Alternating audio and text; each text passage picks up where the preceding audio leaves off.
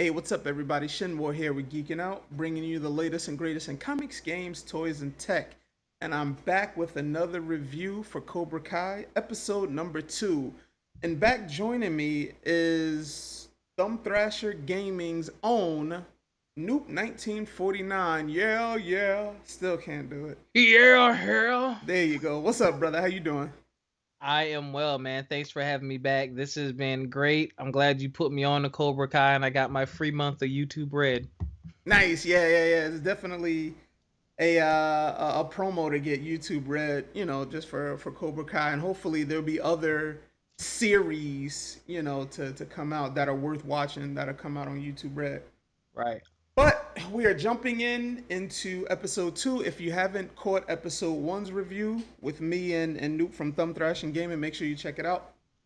And let's just jump right into it. So pretty much, I'm just going to give a quick overview. This episode I thought was good. It really sets up the tone for the rest of the series or the rest of the episodes.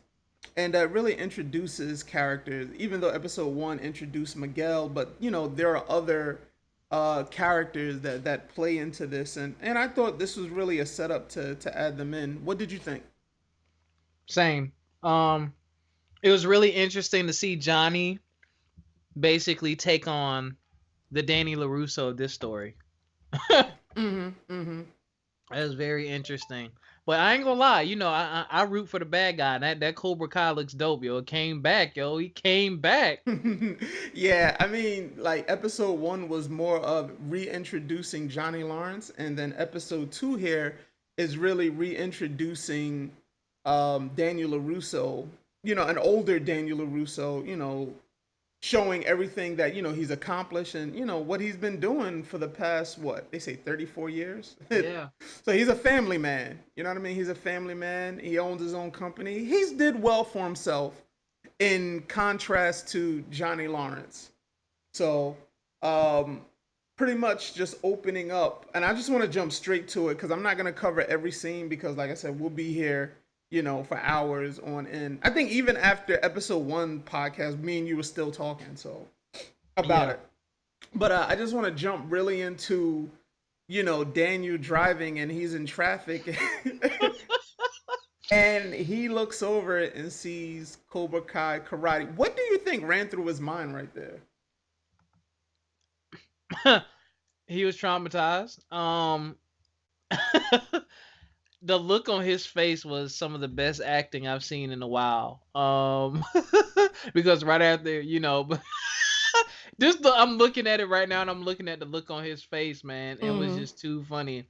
He was traumatized, he was in disbelief because, I mean, you're talking about a part of your childhood and upbringing that you think is gone and it resurfaces in the biggest, baddest way. Like, it's something it's kind of like Johnny's reaction to when he saw Danny's billboards. And then he flashes back to, what happened. What's funny? I didn't think about that. That was kind of in reverse. He saw his billboards, and now LaRusso sees the Cobra Kai, and then they start doing the flashback scenes from the first Karate Kid to show, pretty much what was going through his mind. And, in Daniel's mind, he's like, I can't let them come back. It ain't going to happen on my watch. Right. And this is even before he knows who's running it or anything. Just the name and what they're associated with. Right. True. Yeah. He didn't know, who brought it back. And then just moving along, pretty much Johnny has opened up the dojo and it's a little rundown. He hasn't fully fixed it up yet, but, he's training Miguel Diaz. And I thought it was cool. Like, we always saw Johnny as the student, but now it's to see how he would be as a teacher. Yeah. This guy holds nothing back in the PC category. He is politically incorrect, does not care. Well, how do you feel about that as his character? I love it. I think it is hilarious because it kind of, what it does, it still gives him that edge. You know what I'm saying? It still gives you a reason to hate him, though I love him as a character. It still gives people a reason. It's like that part of him from that childhood that's still there. Dog, Miguel had a asthma pump and was using it. He took it out of his hands and threw it against the wall. Yo, like, He was like, "No, I have a medical condition." Quiet. Yo, that quiet when he yells quiet, I cry laughing every time. yeah, and we're laughing. It's because the writers of this series for Cobra Kai is the same people that did Harold and Kumar, those trilogy of movies, and Hot Tub Time Machine. So they have that raunchy rated R comedy. So I didn't think it would fit well with this Karate Kid series, but they made it work. They made it work. And definitely made it work. Yeah, and so you have a little banter between Johnny and Miguel, and Miguel really wants to know martial arts, to learn martial arts so he can stop being bullied. So he can stick up for himself. And I think the way Johnny comes off, he's very hard on him. Yeah. But I think his intentions obviously are like, okay, you know what? You want to stop getting picked on? I know what it is to be a bully. And, it's a redemption story for Johnny. Yep. But he's like, hey, you know what? Strike first, strike hard, no mercy. So he's really incorporating, the stuff that he learned, his values pretty much, and putting it into him, whether he thinks they're good or bad. Yeah, because he sees... he got to see the kid get picked on, so he kind of got to see the other shoe, and back in the throwbacks, he was the one picking on the kid, but he never got a chance to see what the aftermath of that kid going home being sad or whatever. So he got to see it for the first time. It's kind of like, well, dang, you just such a punk, let me let me help you out. Like, you such a punk, and he helps him out. Right, and I think at the same time that gave Johnny a purpose, because in the first episode he gets fired from his job. So that really gave him a purpose. But then moving along, you have somebody from the city pretty much doing an inspection and was like, you have to have all this stuff done. And he didn't know, obviously. Like, he knows nothing about running a business or a dojo or a school. So he's still learning along the way. Instant business owner. He took his step pops check and opened it up. But moving forward with Daniel, it starts to show his family. He has a daughter, who he taught martial arts to when she was young. But his son. Now, I'm looking at the scene where they're at the party or whatever, and his son is really. was that an iPad? That was an iPad he was playing with. Yeah, I'm sorry, y'all. His son. This is my only gripe with the series. I get it, but I don't like it. His son is basically like that little comic relief. His son is trash, yo. Like, his character is completely unnecessary. Completely, to me. But yeah, he was on his iPad, yo. I don't want to talk bad about anybody, but he's overweight, not physically active. Totally into the digital age, doesn't want to go outside, spoiled. Very spoiled. I mean, I don't know what purpose he serves later on in the series, and maybe he's there just for comic relief. But I when he's on screen, I'm kind of like, okay, like, what now? It's like, okay, why is he here? You know what I mean? And we say comic relief, but he didn't really. He might have did one or two things funny out of all 10 episodes. What I get from it is that disgruntled kid who just wants to play on his iPad or his PlayStation Plus, a PlayStation Plus, PSP, and doesn't really want to be bothered. But it's like, dude, like, if your dad is telling you, like, get off that, blah blah, like, that's kind of, he was real disrespectful at some times. Yeah, I agree. I wish I might have talked to my dad like that. Yeah. So I'm like, what? But moving forward, they introduced Daniel's wife. She's what the character I get from her. She's supportive, but she doesn't want to see her husband get bent out of shape about anything. Yeah, I was worried about her character at first because I'm looking at her. And I'm like, okay, is he unhappily married? Because there's a lot of mixed signals in the beginning, but when you get into the series, it's like, oh, okay. Now, it's funny that you mentioned that because Ralph Macchio, in an interview, He did say he was approached, I forgot how long ago, but over the course between the last Karate Kid and until I guess the release of this, he had scripts where they were like, "Oh, Daniel LaRusso's unhappily married now," and all this stuff, and he shot all that stuff down. He said he got numerous scripts and he shot them down. And he thought this one was the best script, and then, this is why he chose it. But it's funny that you mentioned that. But yeah, I have no qualms with the wife's character. And it's one of those things where, like, after high school or whatever, and then you go to college or whatever, you may not be with the same girl you was with in high school. Right. So, even though each Karate Kid movie, there was always, actually part 1 and part 2, there was a love interest. Part 3, she was a quasi love interest, but then she turned out to just be a friend, which that happens in real life. Yeah. That happened. So, but anyway, he eventually married, his Mrs. LaRusso, and that's a done deal. So 2 kids and a wife, nice home, runs his own business. What can go wrong? And that is up until, obviously, he sees the Cobra Kai billboard, and it kind of throws him out of whack, and he loses focus. It throws everything out of whack. Everything. Yeah, everything out of whack. Where to the point where he shows up to his own home, and his daughter was holding a pool party, and like he flips. Which, in all honesty, I think any dad would be like, "Yo, what the heck is going on here?" But it didn't flip that bad though. Like, well, no. Looking at it, he still flipped, and his wife kind of came to the daughter's defense. But I would have flipped too, because they didn't say it obviously, but you got teenagers, you got a pool. That's his girl, that's my baby girl. That's my first daughter. Hold on. Got these dudes walking around in his trunks. In his trunks, yeah. And that dude came out the bathroom, fat.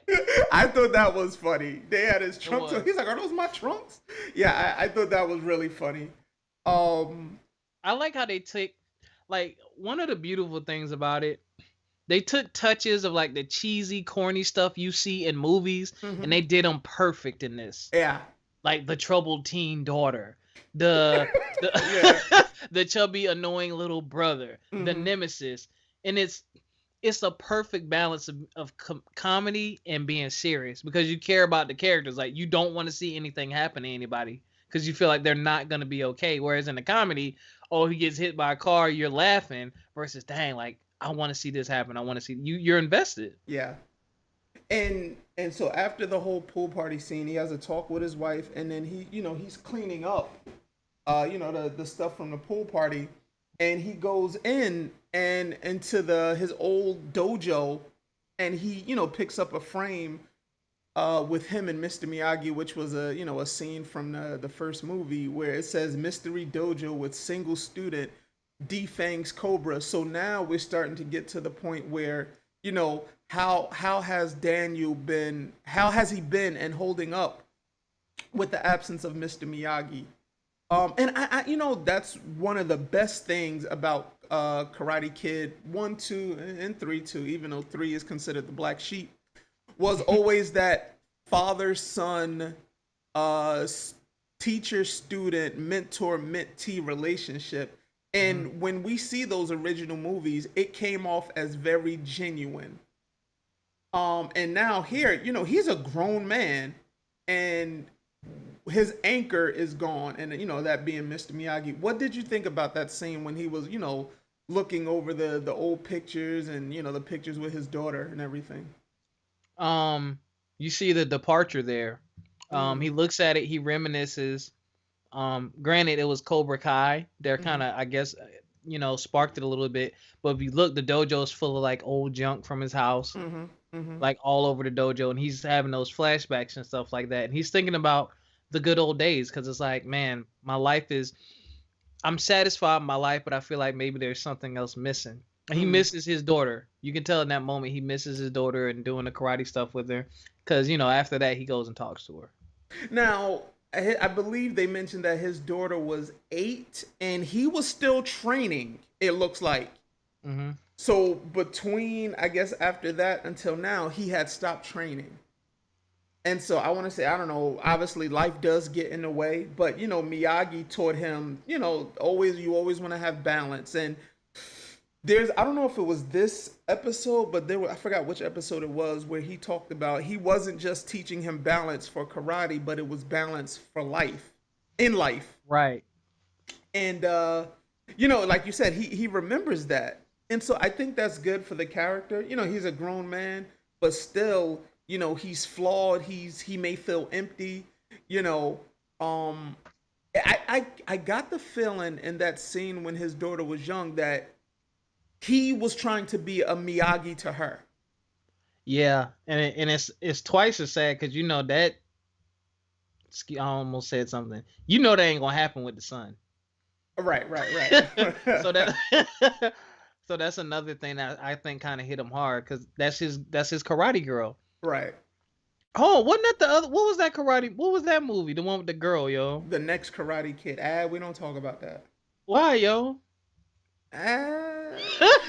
Listen. Part 3 is considered jumping the shark, and the next Karate Kid. I don't even know why they did that, but that's neither here nor there. I don't know. I just know Michael Ironside, the voice of Sam Fisher, was in that movie, and he fought. I'm getting off. They fought too.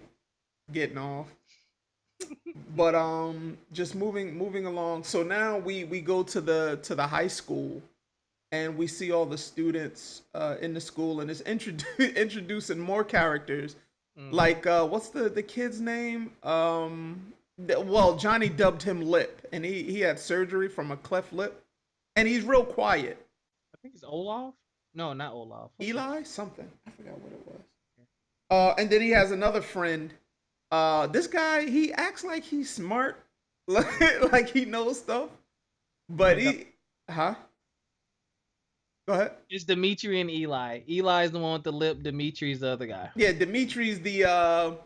I feel like he comes off as the know-it-all, but he's still a nerd in the context of the show. He's a nerd, and they're eyeballing the cute girls, which I guess that happened. That happened to me when I was young. I was the outcast, and I wasn't the popular guy, and it was always the girls that you looked at and that you wish you could be with them or whatever.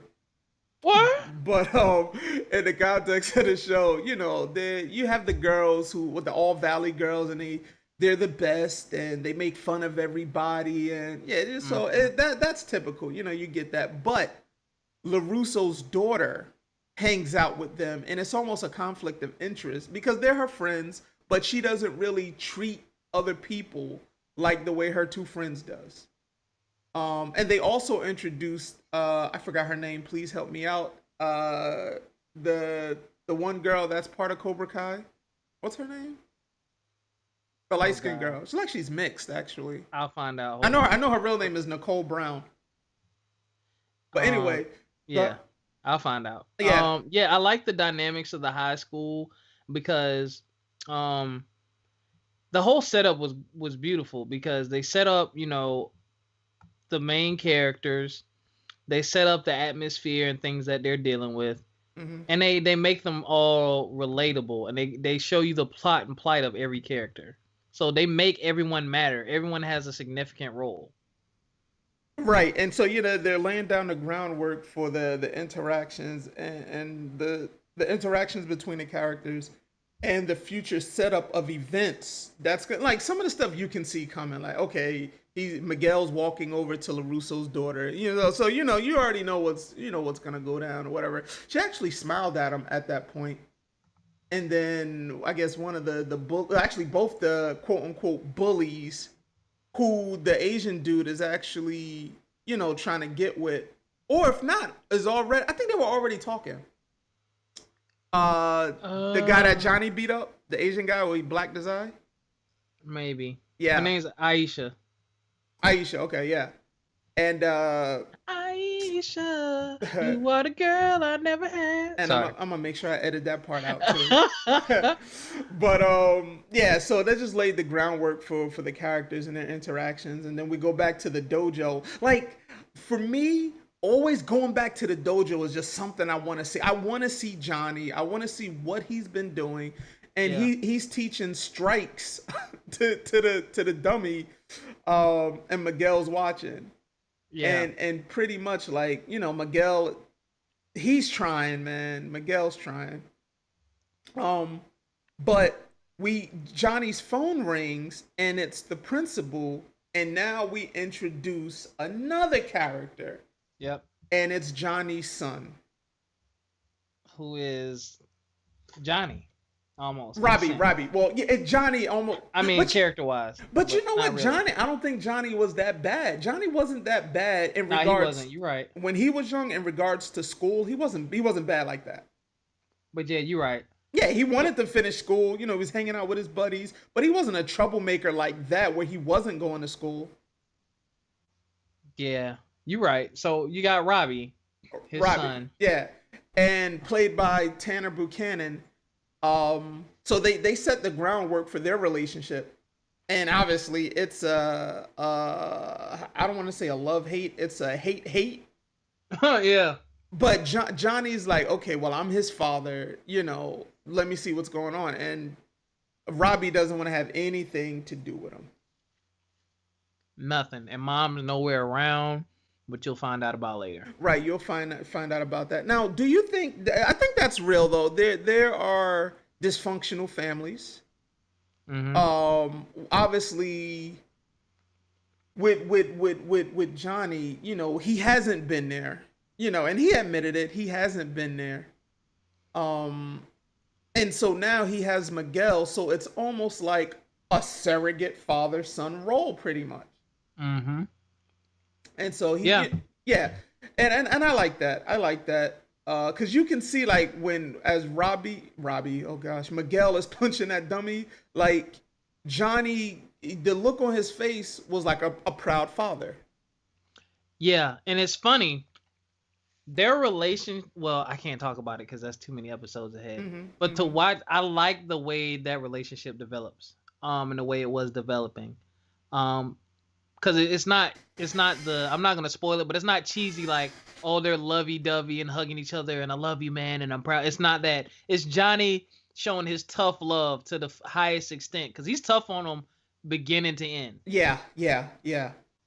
Like, he treats him like it's day one all the time. He starts listening to him a little bit more later, though. Yeah, because and I think out of touch. He is out of touch, yo, for real. From the flip phone to the 80s music to that car. Yo, his phone gotta go. I don't even know if you can legally buy a flip phone anymore. That's yo. true. He ain't got no data plan, yo. What phone do you have? The Flip Zudo. We don't service that. What? 2G. But let's talk about the date or family dinner. Yes. Yeah. Family dinner. So the bully who Johnny beat up and blacked his eye, you know, is talking to LaRusso's daughter. And so he comes to visit. And then, you know, he comes off as a real nice guy and, you know, whatever, but we all know the type of guy he is. But Daniel's making, I believe he said sushi, some type of, no, it was a raw fish. Yeah. And the guy was like, he doesn't eat raw fish.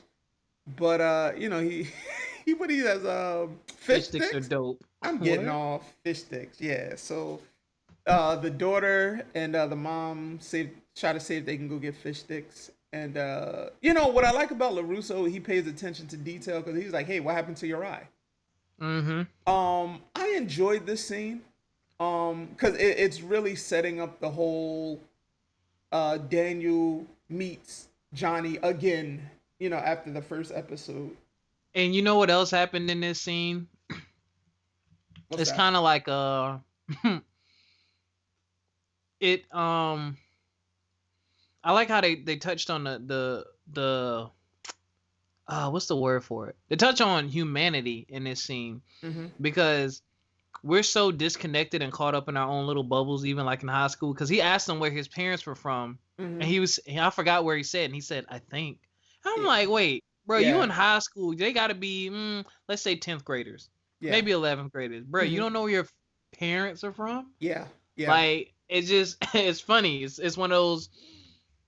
It's a modern day meet the parents moment. You know, typically, oh, where's your parents from? Oh, what do your parents do? Like, you know, you see that in those movies and series and stuff like that. Well, this one is like a modern day version where the kid really don't know. And I bet there's a lot of kids out there who really don't know where their parents are from. Yeah. No, I agree with you. And it really shows, where Daniel's head at is like, he's a father as well. So, Yeah. he cares about the interests of his daughter and, who's he's, she's dating or talking to or whatever.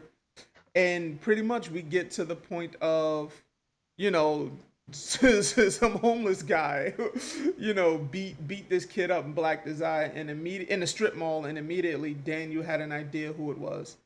Mm-hmm. Moving closer to the end of the episode, there was a little callback of the Karate Kid 1 where Miguel is washing the windows, and Mm-hmm. then he's like, "Hey Sensei, how do you want me to do these?" He's like, "I don't give a," you know what I'm saying? Yeah. So that's a callback to the wax on, wax off, to the old Karate Kid films, which was fine. That was a little Yeah. little throwback or whatever. Which we'll Um, see later. which we will see later. And Johnny's pretty much what was he filling out here? Hold on. He was filling out look at this paperwork, dude. I think it's insurance or something for the Wasn't building. it? Yo, I'm telling you, this dude literally leased the building and opened for business the next day. Like he didn't sweep, he didn't mop, he Yeah. didn't dust. He literally just, oh yeah, we're open. Well, and you know what's funny? How he get that sign that fast, yo, Yeah. and the sticker. He was ready. And then at that moment, who walks through the door? Daniel LaRusso, and still had his outfit on from work, yo. And- Some things never change. yeah, and he steps into the dojo, and Johnny was like, Cobra Kai, and then Daniel's like, some things never change. Us as the viewer, we're always waiting for these scenes, for these characters to interact. And I said in the first episode, it's like Ken and Ryu, Goku and Vegeta, those buddy slash not buddy but the rivals. We want to see. I want to see that. I want to see what do these guys have to talk about, especially after all these years. What did you think about this scene here? I'm looking at it and I'm listening to it, and I heard you beat up a bunch of teenagers. you know, LaRusso was accusatory walking in. Mhm. Number one, you coming to my spot mad late. You done had, let's say your dinner was, 8 o'clock. Mhm. You done had dinner at 8 o'clock with your family. You popping up at my dojo. Let's say you get there about 8:45, 9 o'clock, and you accusing me of something. Yeah. And then he gets mad when basically he accuses Johnny of doing something wrong, and Johnny was like, "Well," because he said, "Stay away from my daughter and his friends," based off the story that the kid told him was I being black. Mhm. Maybe it's like, well, maybe you need to get your house in order because those kids were wailing on somebody half their size.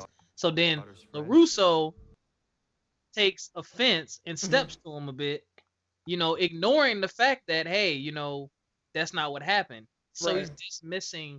he's dismissing Johnny's character. It's like, I know you, which you don't know him anymore. Well, that is a very good point. I think also Daniel only sees Johnny as still the same Johnny from high school. Which, he probably is maybe 60, 70. Right, right. But to come in accusatory, but that also goes to show you that Daniel has a lot of confidence. Yeah. If you look back to the first movie, like, he was getting beat up or whatever. He was, at times he was very timid and scared. But now, like, he's grown into the man, I guess, he wanted to be. And then he walked up into the dojo like, yo, what's going on? So that means not only does he have confidence in himself, but he has confidence in his martial arts skills. Yeah, still. Still. Even though, he hasn't been training, but still. Yeah, that makes sense. Nice company. Yeah, that was interesting. It's kind of like, I don't know, there's still that pain and that beef. Like, because, let's be real. Mm-hmm. Daniel won the tournament, but, he won the, I guess, war, but he lost the majority of the battles. He did. Yeah. He got cleaned up, yo. Yeah, but, and going back to what you said, how he felt a certain type of way when Johnny mentioned his daughter. He's like, what is that supposed to mean? It's like it was just adding more fuel to the fire from all the way back to the first movie.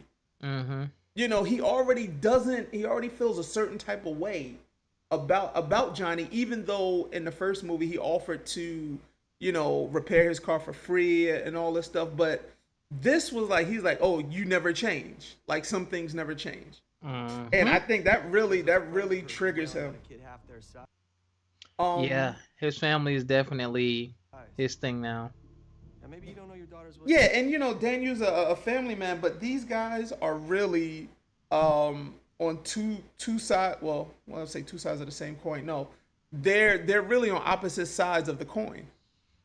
Yeah, I mean, yeah, I mean, it's funny. Everything that's going good for LaRusso is going bad for Johnny. But Yeah, but yeah. but then even when Daniel steps all the way onto the mat, like this is not the same little punk kid from Karate Kid 1. Hmm. Like he's like, yo, we're gonna do this. Like, yo, I can take you now. You see what I'm saying? And that I do like because that showed character progression. Where Karate Kid Part 3, it was pretty much like a rehash of Part 1. It's like, okay, what did you learn between Part 1 and Part 2? Have you not learned some things? So now it's like, with the death of Miyagi or whatever, this guy is confident in himself, and he's ready to handle business against his old nemesis. Hmm. And Johnny's like, hold on, my man, you don't come into my dojo like this. You know what I'm saying? And even though you won back in the day or whatever, like he's like, yo, Johnny's like, I can, if I have to, I'll still take you. Yeah, like LaRusso was a bit of a hothead because, and I think, let's be real. Now he saw Miguel too and told Miguel not to believe anything he said. Now we got to remember in this episode he was also back in his dojo reminiscing. So do you think there's a bit of jealousy there? From Daniel?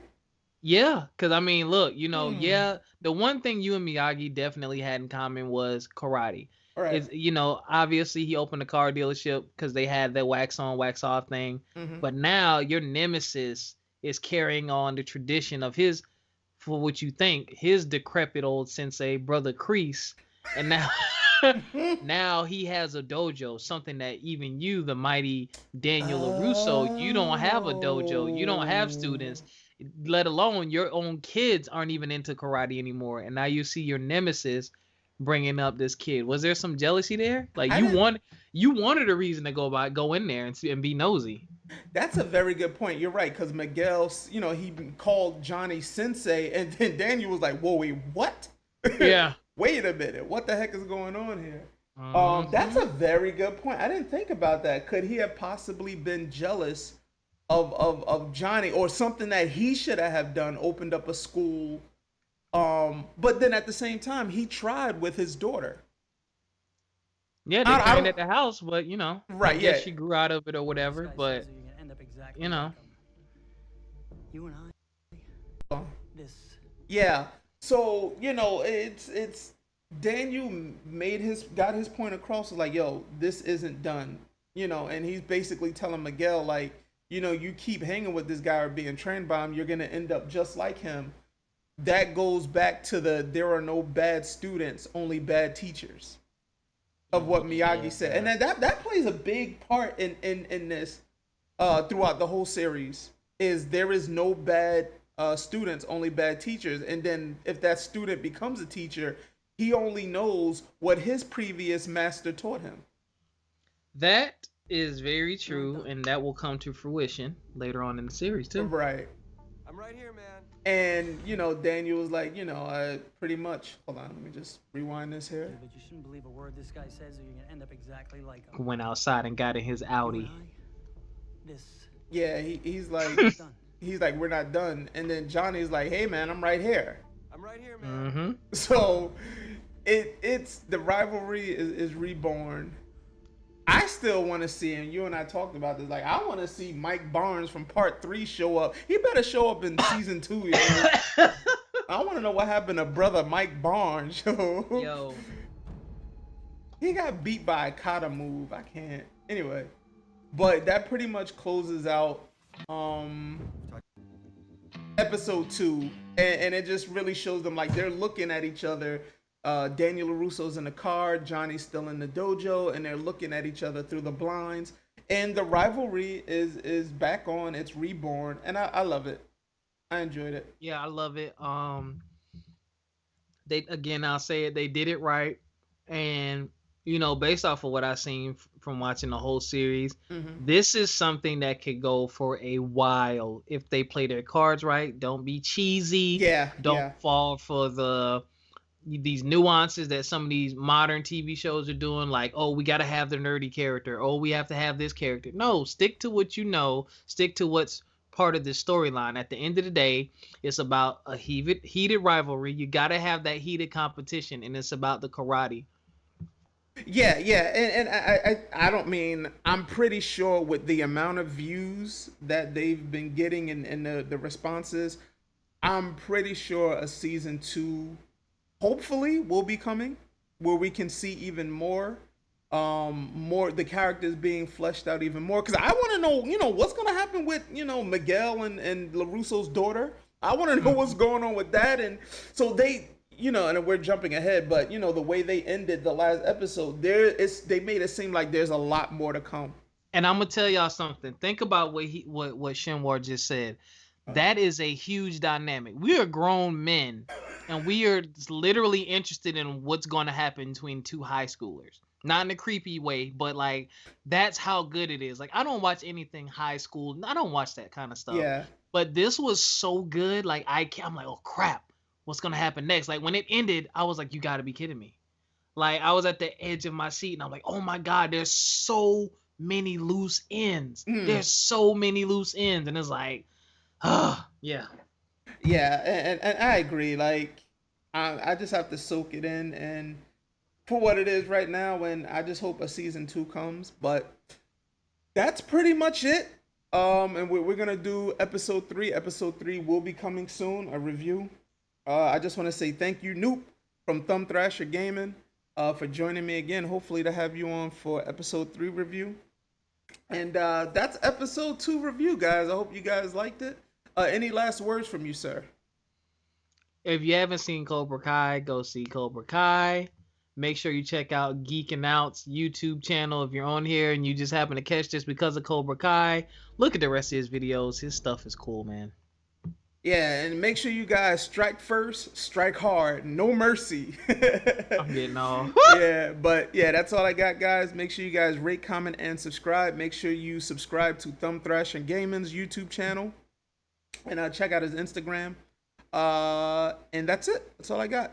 All right, guys. We'll catch you guys later. Peace.